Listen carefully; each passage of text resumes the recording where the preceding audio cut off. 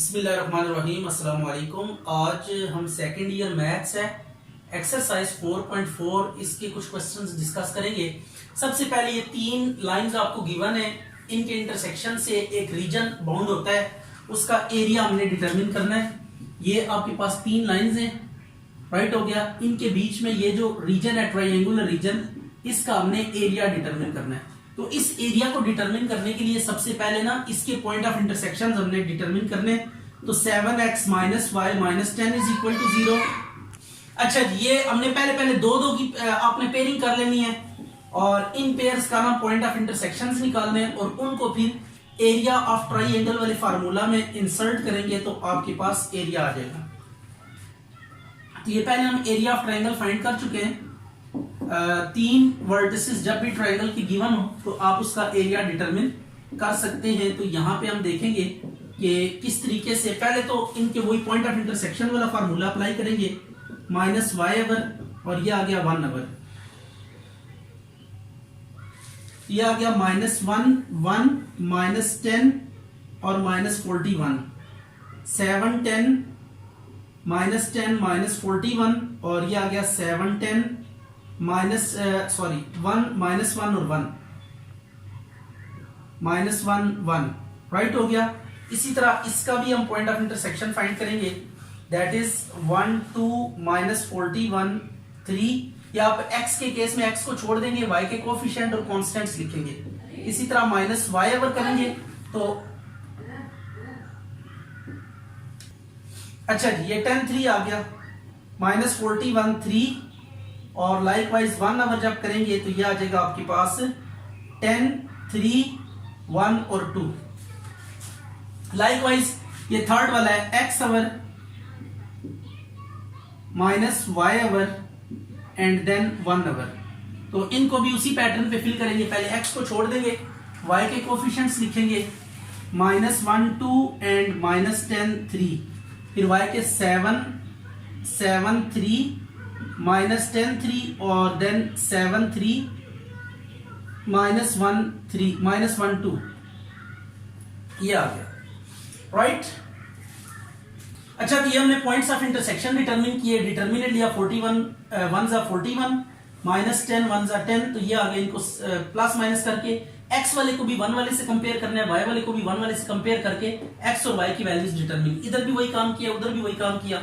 ये तीन पॉइंट्स आ गए। अब एरिया ऑफ ट्राइंगल का फार्मूला आप याद कर लें, एरिया ऑफ ट्राइंगल ABC, ये फार्मूला पढ़ चुके हैं हम पिछली क्लासेस में, लेकिन आज फिर इसको देख लें एक दफा। x2 y2 1 x3 y3 1। जब भी तीन वर्टिसेस आपको गिवन हो तो आप इस फार्मूले से हेल्प ले सकते हैं। अब इसमें इसको x1 y1 का नाम दे देते हैं, ये x2 y2 आ गया and this one is what x3 y3। अब ये वैल्यूज आप सब्स्टिट्यूट करें, यहाँ पे डिटरमिनेंट एक्सपेंड करेंगे तो you will get the required area. अगर ये एरिया 0 आता है तो these lines would be concurrent, ठीक है। ये आ गया 5 -9 एंड 1 और 1 -3 1। इसका डिटरमिनेंट ओपन करें तो आपके पास रिक्वायर्ड रिजल्ट आ जाएगा, -9 -3 1 1 -11 5 1 1 1 एंड 1 into 5 -9 1 -3। तो इसको सिंप्लीफाई करें तो 1/2, क्या आ गया 3 into -9 + 3 -11 5 -1 प्लस -15 + 9, ये आ गया। तो 1/2, ये 3 6 18 हो गया, ये 4 तो 44 आ जाएगा एंड 15 में से 9 माइनस करें तो कितना बचता है, 15 में से 9 6 आ गया, 50 50 68 को 34 आता है ऑलमोस्ट। अच्छा, इसमें जो नेगेटिव साइन को निगलेक्ट कर देंगे तो ये आपके पास क्या आ गया, एरिया आ गया, राइट हो गया। इसके साथ आप ये लिख सकते हैं स्क्वायर यूनिट्स। अच्छा जी, अब ये है तीन आपको लाइंस गिवन है, इसे मैट्रिक्स फॉर्म में लिखना है। तो मैट्रिक्स फॉर्म में कैसे लिखेंगे ये जरा गौर से देख लें। 1 3 -2 2 -1 4 1 -11 और 14। आपने करना यह है कि जो x का कोफिशिएंट है, y का कोफिशिएंट और कांस्टेंट, इनको एक रो में लिख दिया, फिर सेकंड इक्वेशन x का कोफिशिएंट, y का coefficient and then constant, likewise third equation.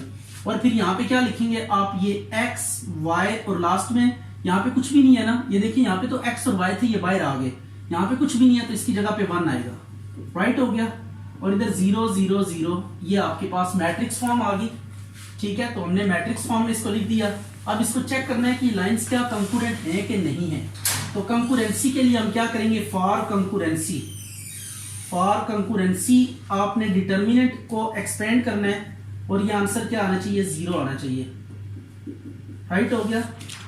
Determinant को एक्सपेंड करेंगे, 1 -1 -11 4 14 -3 2 1 4 14 और ये आ गया -2 2 -1 1 -11, ये आ जाएगा -14 + 44 -3 28 -4 -22 + 1 इज इट। तो ये आ गया आपके पास 30 -3 24 -2 × -21, तो ये आ जाएगा 30 -72 42 और ये +42 है तो ये 72 -72 0 आ गया।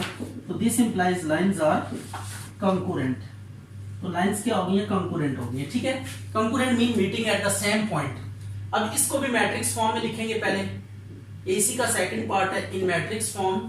क्या आ जाएगा आपके पास, 3 -4 -2 1 2 -4 3 -2 5 और ये आ गया x y 1 और ये 0 0 0। तो फॉर कंकरेंसी वही काम करेंगे, जो कोफिशिएंट्स मैट्रिक्स है इसके डिटर्मिनेंट हम फाइंड करेंगे और ये देखते हैं कि 0 आता है कि नहीं आता। अगर ये 0 आ गया तो इट्स गुड, अगर ये 0 ना आया तो देन ये कंकरेंट नहीं होंगी लाइंस। तो ये -4 5 आ गया, +4 ये डिटरमिनेंट एक्सपेंड कर रहे हैं, -4 5 -2 1 3 2 -2, ये आ जाएगा 3 × 10 + 8 सॉरी -8 आएगा, +4 × 5 + 12 एंड -2 -6। तो 10 में से 2 के बाकी 8 3 2 6 +4 17 -2 -8, यह आ जाएगा 6 + 68 4 7 28 68 और 8 दूनी 16। इनको आप ऐड कर लें तो ये 0 के इक्वल नहीं आएगा, ये आ जाएगा ऑलमोस्ट 90 आएगा, I think so, not equal to 0। This implies lines are not concurrent. इधर लिखेंगे लाइंस आर नॉट कंकरेंट, ये लाइंस कंकरेंट नहीं होंगी। अच्छा जी, अब ये सिस्टम ये आपको ना मैट्रिक्स फॉर्म दी गई, इसको लीनियर फॉर्म में लेकर जाना है। तो लीनियर फॉर्म में जस्ट आपको पता है रो को किससे मल्टीप्लाई करते हैं, कॉलम से। आप मल्टीप्लाई करें फर्स्ट को फर्स्ट के साथ, फिर 0 × y -1 = 0। पहली रो को पहले कॉलम के रिस्पेक्टिव एलिमेंट्स के साथ मल्टीप्लाई करेंगे, यानी फर्स्ट को फर्स्ट, सेकंड को सेकंड, थर्ड को थर्ड। इक्वल टू 0 है तो इक्वल टू 0। इसी तरह सेकंड में हम करेंगे 2x + 0y + 1 = 0, 0x - y + 2 = 0। ये सिस्टम ऑफ लीनियर इक्वेशंस आ गया। अब इसमें कंकरेंसी भी चेक करनी है, तो फॉर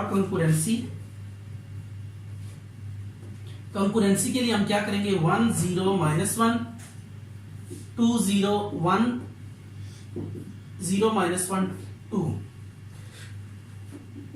इसका डिटर्मिनेंट हमने चेक करना है कि क्या आता है, तो इसको हम इस कॉलम के हिसाब से एक्सपेंड कर लेते हैं, plus minus plus minus plus minus plus minus, ये माइनस इंटू -1 आ जाएगा और इसकी रो कॉलम छोड़ देंगे, 1 2 -1 1, ये आ जाएगा 1 + 2, तो ये 3 आ गया।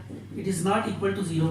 This implies lines are not concurrent, lines concurrent नहीं है, मतलब एक ही पॉइंट पे नहीं मिले। अच्छा, अब सेंट्रॉइड हमने कैलकुलेट करना है, तो सेंट्रॉइड होता क्या है, पहले इसकी डेफिनेशन देख लेते हैं। सेंट्रॉइड आपके पास होता है point of intersection of medians. Centroid को कैसे डिफाइन करेंगे, it is point of intersection of medians. और मीडियंस क्या होते हैं, इनको भी देख लेते हैं जरा। मीडियन क्या होता है, any line drawn from one vertex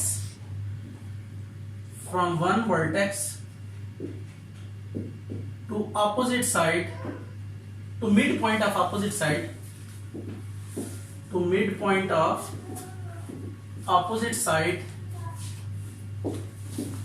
of a triangle। Right हो गया कि ये अगर आपके पास कोई ट्राइंगल है तो इस ट्राइंगल की यहाँ एक वर्टेक्स से ऑपोजिट साइड का मिड पॉइंट लेके ना इनको ज्वाइन करना है। तो ये लाइन आप ड्रॉ करेंगे तो this would be called as median. ये आपके पास मीडियन है। तो ये तीन मीडियंस होंगे, एक ये मीडियन होगा, एक ये मीडियन होगा, इसी तरह एक ये। तीन वर्टिसेस हैं, तीन साइड्स हैं, तो तीन ही आप लाइंस ऐसी ड्रॉ कर सकते हैं तीनों वर्टिसेस में से जो अपोजिट साइड के मिड पॉइंट में से पास करें। तो इसको लेकर हम क्या करेंगे, जो पॉइंट ऑफ इंटरसेक्शन है that will be called as centroid. ये जो पॉइंट ऑफ इंटरसेक्शन है ये वाला, इसको हम क्या कहेंगे, सेंट्रॉइड कहेंगे। तो ये सेंट्रॉइड हमने कैलकुलेट करना है। इसका आपके पास स्ट्रेट फॉरवर्ड फार्मूला है, उसको हम यहाँ पे अप्लाई करेंगे। Since centroid of a triangle ABC is given by,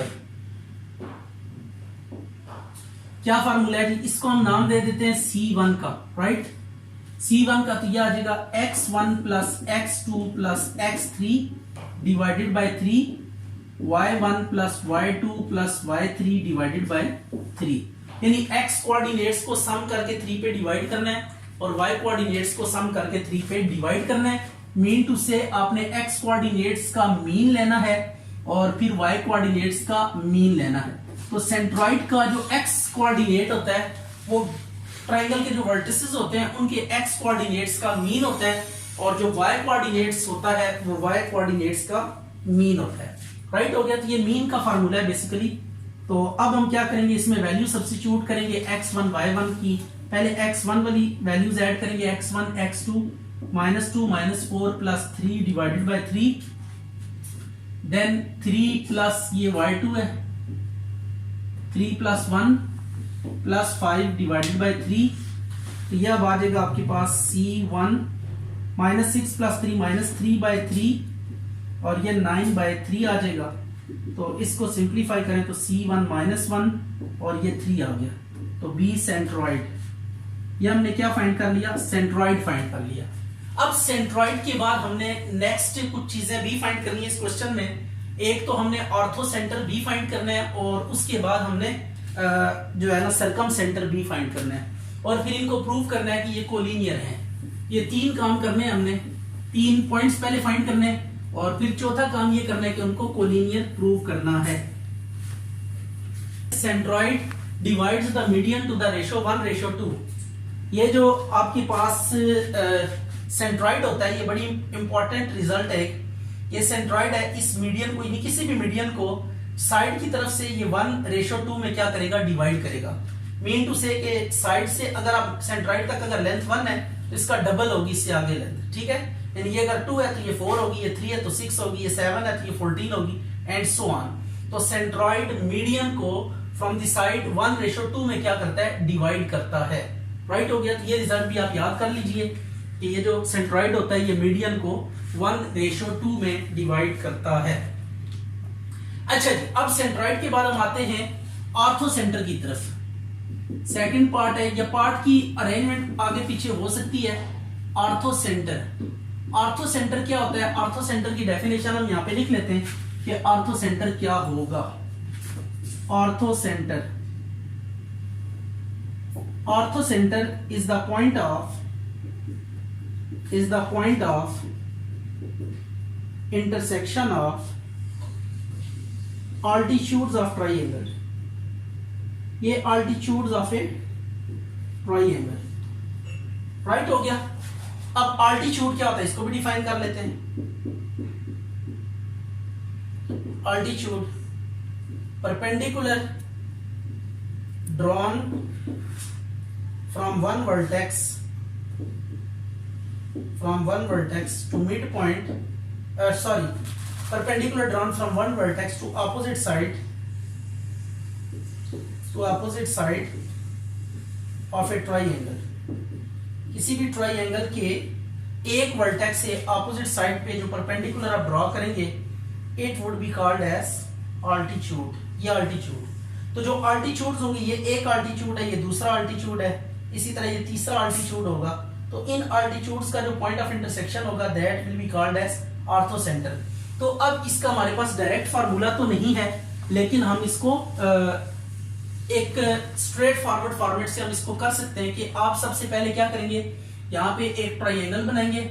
उस ट्राइंगल को लेकर आपने करना कुछ यूं है कि यहां से एक परपेंडिकुलर ड्रा करेंगे, एक अल्टीट्यूड आ गया, राइट हो गया। अब देखिए ए बी सी, राइट।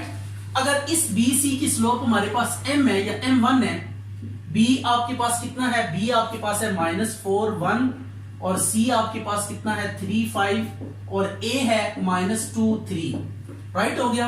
तो m1 आप कैलकुलेट करेंगे, इस पे ये परपेंडिकुलर है और a में से पास कर रहा है, तो परपेंडिकुलर वाला केस लगा के हम इसकी अल्टीट्यूड की एक इक्वेशन फाइंड कर लेंगे। इसी तरह b से एक अल्टीट्यूड हम ड्रॉ करते हैं अपोजिट साइड के ऊपर, ये इसकी स्लोप को हम m2 का नाम दे देते हैं और इसकी स्लोप कैलकुलेट करने के बाद हम b वाला पॉइंट लेकर परपेंडिकुलर वाला केस लगाएंगे, तो आपके पास क्या आ जाएगा, सेकंड अल्टीट्यूड की इक्वेशन आ जाएगी। ये अल्टीट्यूड्स की इक्वेशन पहले डिटरमिन करनी है, फिर उनका पॉइंट ऑफ इंटरसेक्शन लेंगे, तो that would be what, ortho centre. तो अब हम ऑर्थो सेंटर के लिए मूव लेते हैं। पहले स्लोप ऑफ BC लिखते हैं, कितनी आएगी slope of BC, it is m1, तो m1 कितनी है y2 माइनस y1 और x2 माइनस x1, राइट हो गया। तो m1 y2 आपके पास 5 माइनस 1 3 प्लस 4, तो m1 आ गया 4/7। इसी तरह आपने स्लोप ऑफ AC भी फाइंड कर लेते हैं साथ ही, m2 is equal to 3 minus 5 minus 2 minus 3, तो m2 इज इक्वल टू -2/-5, तो m2 कितना आ गया 2/5। अब अल्टीट्यूड्स की इक्वेशंस फाइंड करते हैं, राइट हो गया। अल्टीट्यूड्स की ना इक्वेशंस फाइंड कर लेते हैं यहाँ पे। तो अब इक्वेशन ऑफ अल्टीट्यूड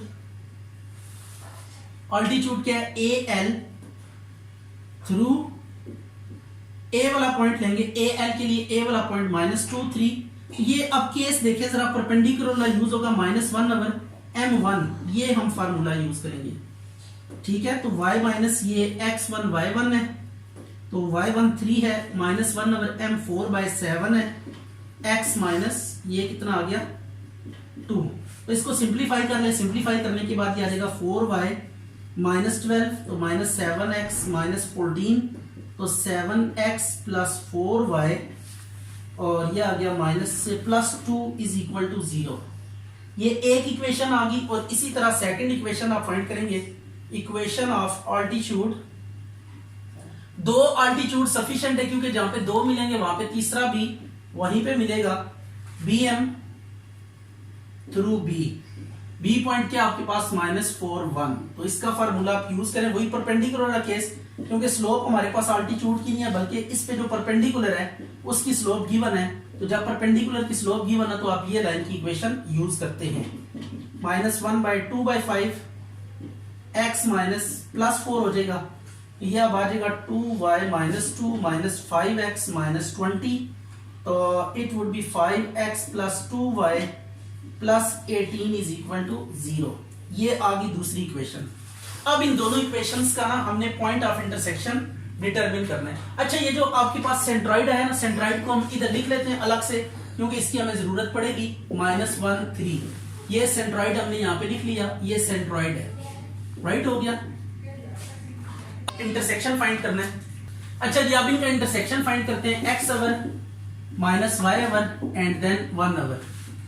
तो x के केस में x को ड्रॉप कर देंगे, यह आ गया 4 2 2 18 7 5 2 18 7 5 4 2, तो ये आ जाएगा 72 - 4 आई थिंक सो, और ये 18 7 जा कितना होता है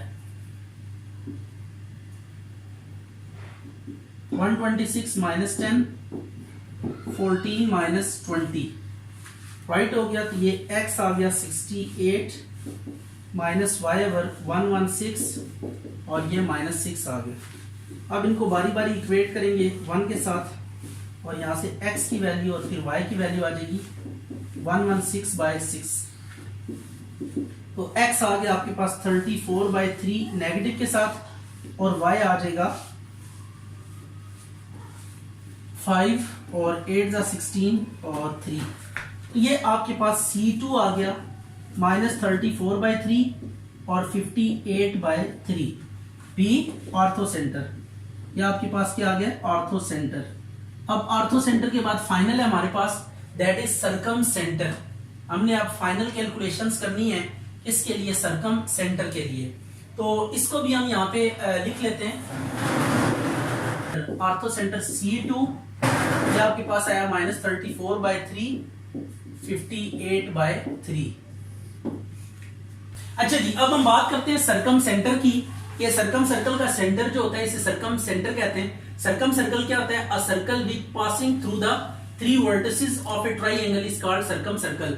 ये ट्रायंगल के तीनों वर्टिसेस को टच करता हुआ जा रहा है तो इस सर्कल को हम क्या कहेंगे, सरकम सर्कल कहेंगे। अब आप एक चीज नोट करें, इसका ये जो सेंटर होगा, ये सेंटर से ये जो पॉइंट है ये सर्कल के ऊपर पॉइंट है बी वाला, जो ट्रायंगल के वर्टिसेस हैं वो सर्कल के पॉइंट्स हैं। तो सर्कल के सेंटर से किसी भी पॉइंट तक का डिस्टेंस इक्वल होता है और वो रेडियस कहलाता है। तो ये आपने तीनों डिस्टेंसेस को इक्वल रखना है। तो हम लेट करते हैं, let C3 of XY be circumcentre, ये सरकम सेंटर है।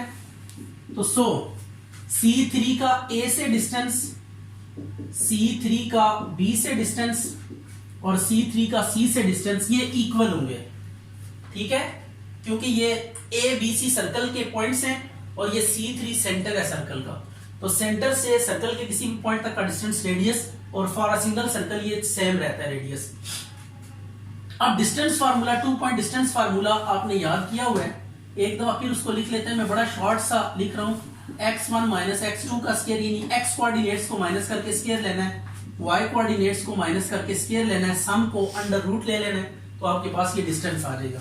तो सबसे पहले हम C3 की वैल्यू C3a हम लेते हैं, C3a, तो it would B x plus 2 का स्क्वायर y माइनस 3 का स्क्वायर।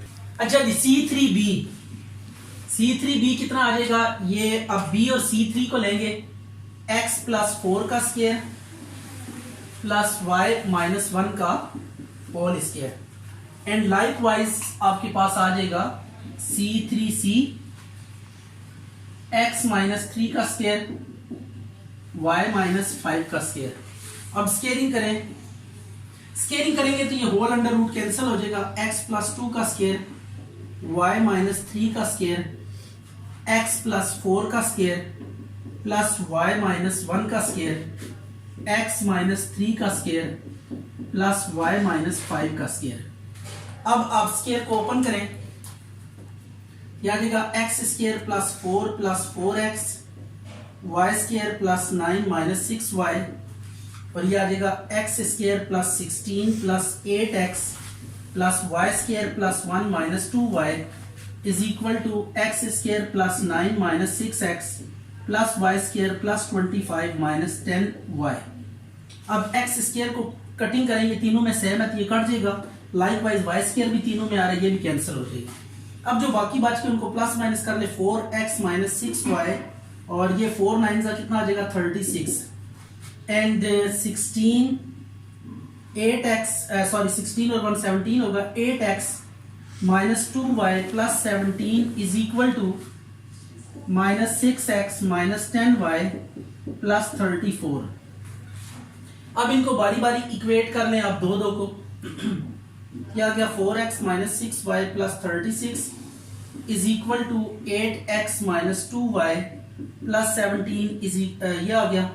अब इनको एक ही साइड पे लें तो 4x minus 6y plus 36 minus 8x plus 2y minus 17 is equal to 0। अच्छा जी, अब ये आ जाएगा 4 minus 4x minus 4y minus 4 is equal to 0, minus 4 common ले लें तो x plus y plus 1 is equal to 0, ये 4 1 से डिवाइड 0 से डिवाइड हो जाएगा।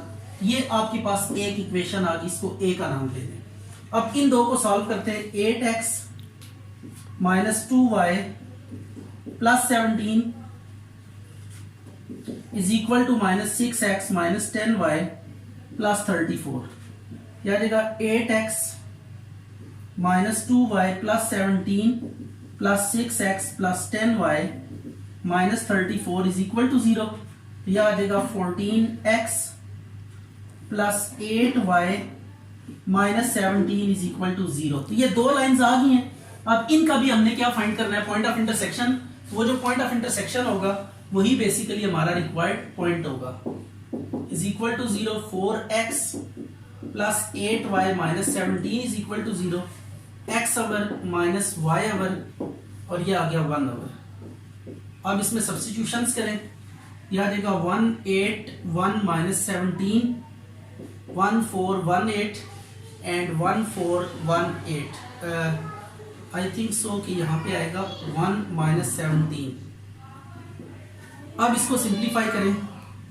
अच्छा जी, तो ये आपने पॉइंट ऑफ इंटरसेक्शन फाइंड किया, जैसा कि प्रीवियस क्वेश्चन में हम बेशुमार टाइम कर चुके हैं। तो ये आपने x और y की वैल्यूज आ गई, ये बेसिकली C3 के कोऑर्डिनेट्स, ये C3 आ गया। अब ये 3 पॉइंट्स है C1, C2 और C3। अब हमने इनको प्रूव करना है कि ये क्या है, कोलिनियर है। तो कोलिनियर के लिए क्या रूल होता है उसको भी हम देख लेते हैं। अच्छा जी, अब ये इन तीनों को ना कोलिनियर प्रूव करना है। तो कोलिनियर प्रूव करने के लिए फॉर दिस टू शो, इसके लिए हमें क्या शो करना पड़ेगा, कोलिनियर पॉइंट कब होते हैं, यानी एक ही लाइन पे कब लाई करते हैं पॉइंट्स। कोलिनियर मीन एक ही लाइन पर, तो ये एक ही लाइन पर होते हैं, ऑर्थो सेंटर, सर्कम सेंटर और सेंट्रॉइड। y31 का डिटर्मिनेंट इज इक्वल टू 0। तो अब ये x1 y1 x2 y2 और ये है x3 y3। अब इनकी वैल्यूज को सब्स्टिट्यूट करें और देखें क्या रिजल्ट आता है। Minus 131 minus 34/3 58/3 1 minus 21/4 21/4 and 1। तो ये आप सॉल्व करेंगे इंशाल्लाह। ये सारा ना आप डिटर्मिनेंट खोल के देखें, 0 is equal to this implies C1 C2 C3 और कोलिनियर। ये क्वेश्चन कंप्लीट हो गया। तो ऑर्थो सेंटर, सर्कम सेंटर और सेंट्रॉइड कोलिनियर होते हैं। अच्छा, ये बात है ध्यान में रखिएगा कि जो लास्ट पार्ट हमने किया ना सर्कम सेंटर वाला, ये क्वेश्चन नंबर 15 भी है, यही कोऑर्डिनेट्स है, उसमें सर्कम सेंटर फाइंड करना है, वो अलग क्वेश्चन बनाया हुआ है। तो 15 और 7 क्वेश्चन का जो पार्ट 3 है वो सेम है।